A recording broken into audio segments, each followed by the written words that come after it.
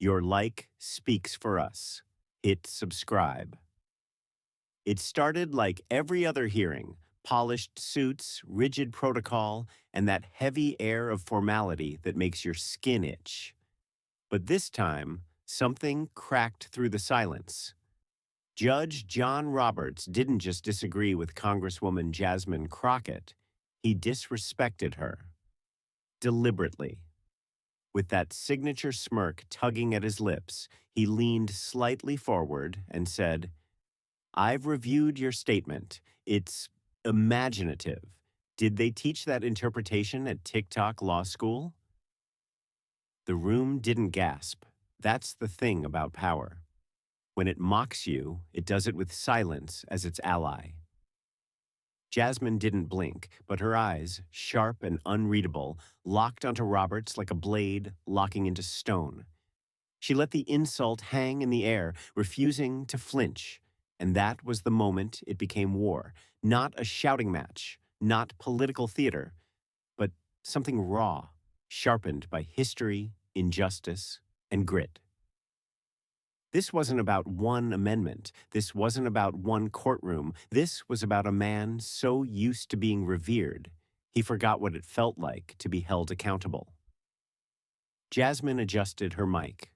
Slowly, deliberately, the kind of movement that screams, I'm not here for your comfort.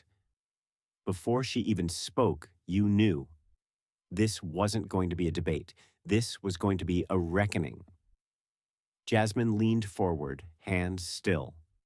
No rush, no anger, just that stillness that feels like pressure before the storm. No, Judge, she said, voice measured. They didn't teach that at TikTok Law School. They taught it at the University of Houston, where we read the law, not rewrite it for donors. Her words didn't rise, but they burned, not shouted, just delivered like a scalpel.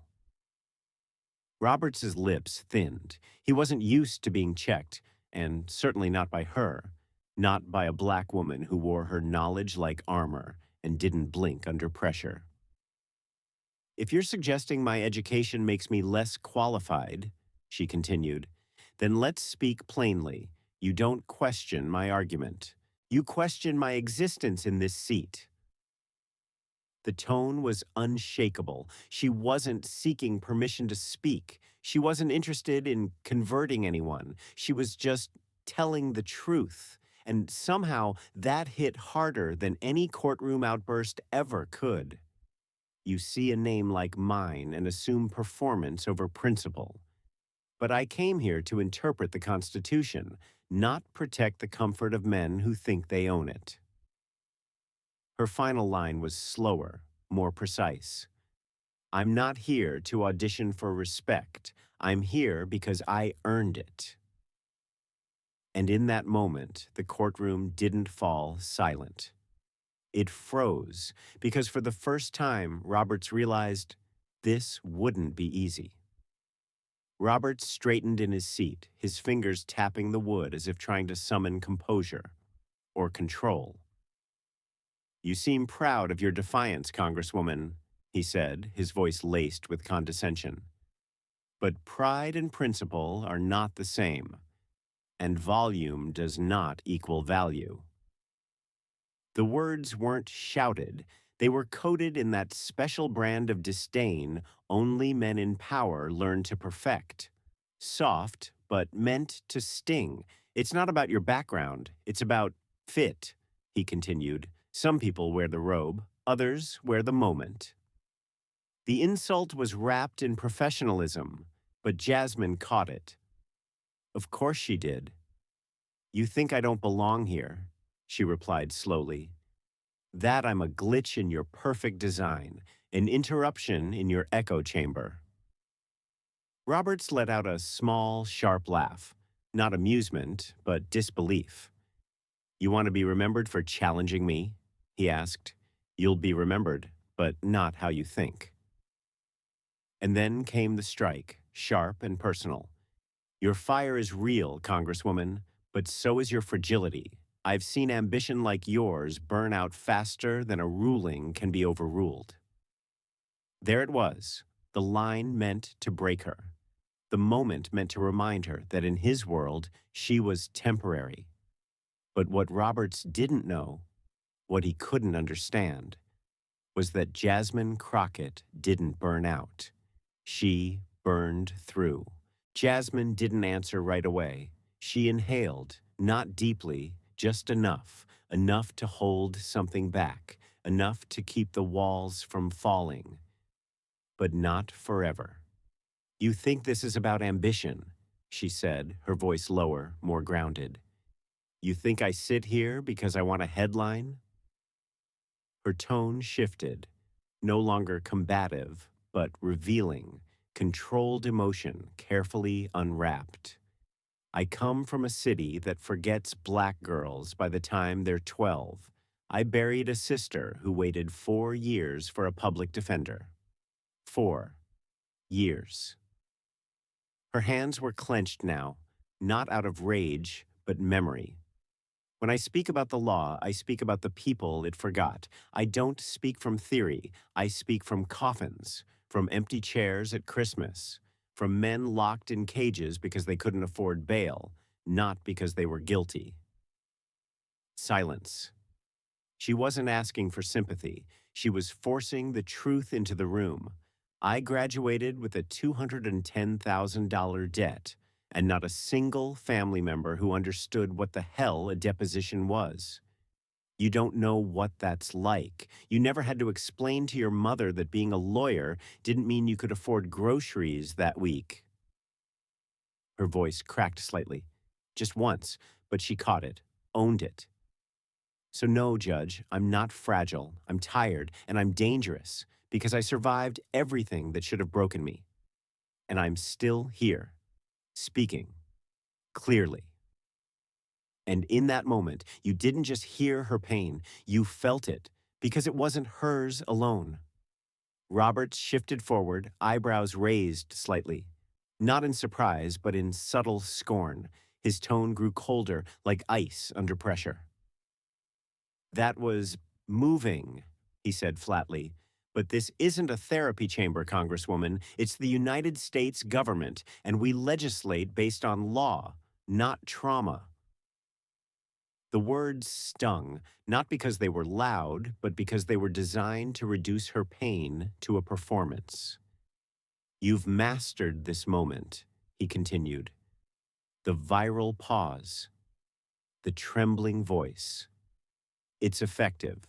Social media eats it up. But out there," he gestured vaguely, "out there, people want stability. They don't care how wounded you are if you can't write policy." Jasmine's jaw tensed, but she said nothing. "Yet. The Constitution," Roberts continued, "isn't a weapon for wounded pride. It's a structure.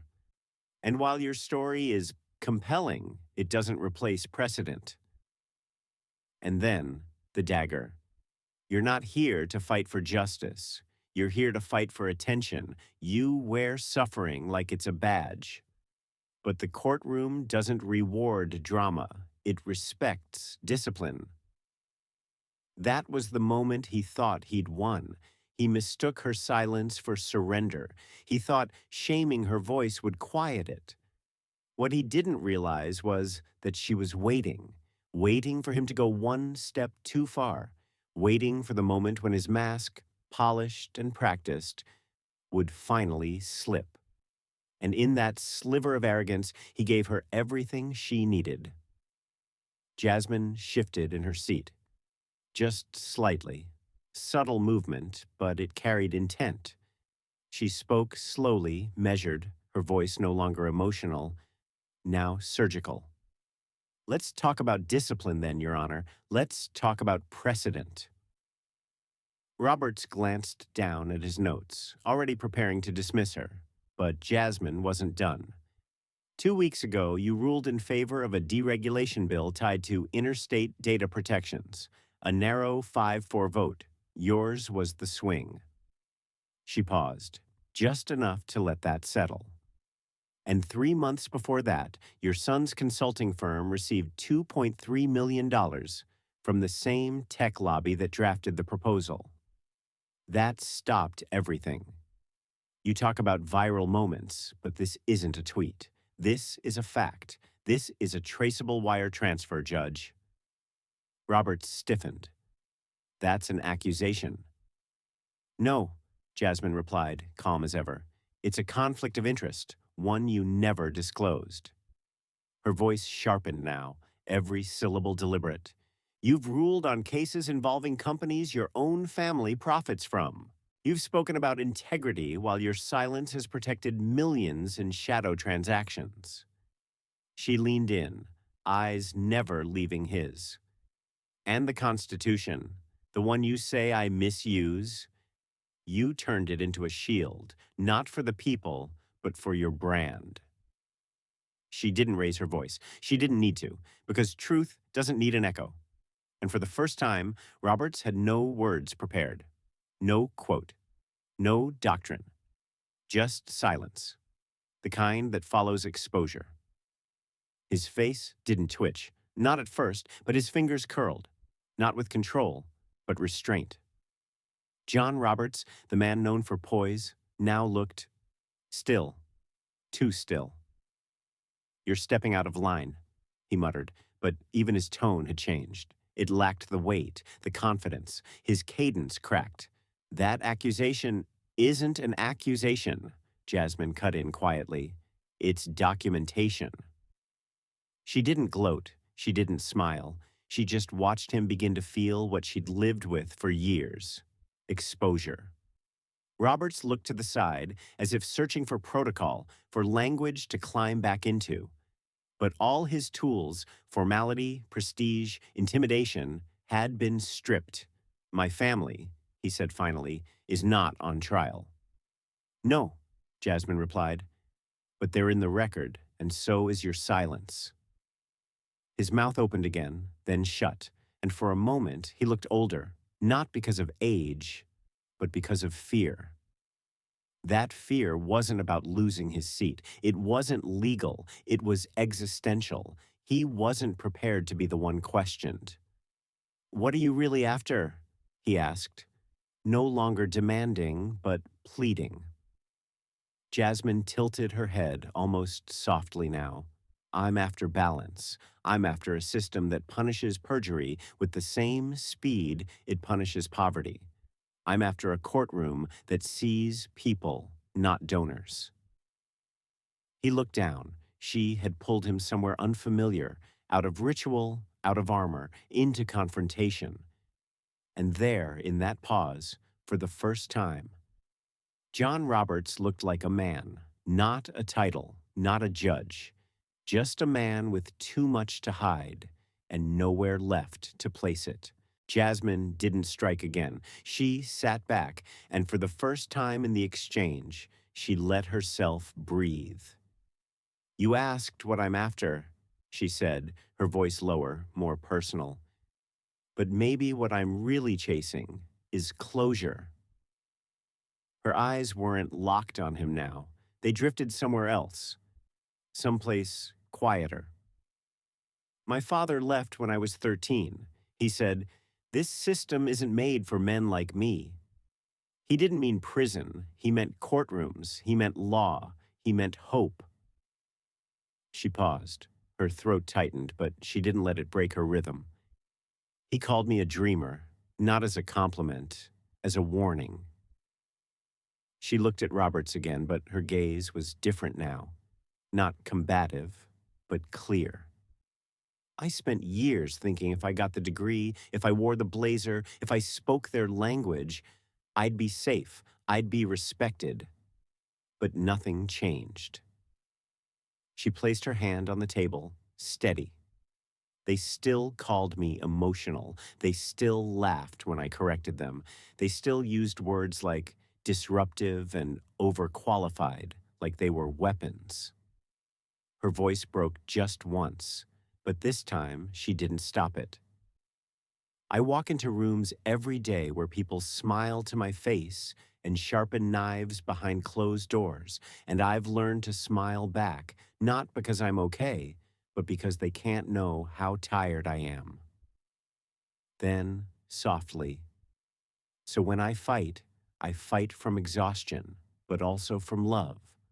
Love for a country that still doesn't fully see me, and for a father who still believes it never will. And in that moment, Roberts wasn't her opponent. He was her mirror, and neither one liked what they saw. For a moment, no one said a word. The weight between them wasn't legal. It was human, thick with the kind of tension that doesn't need witnesses to feel real.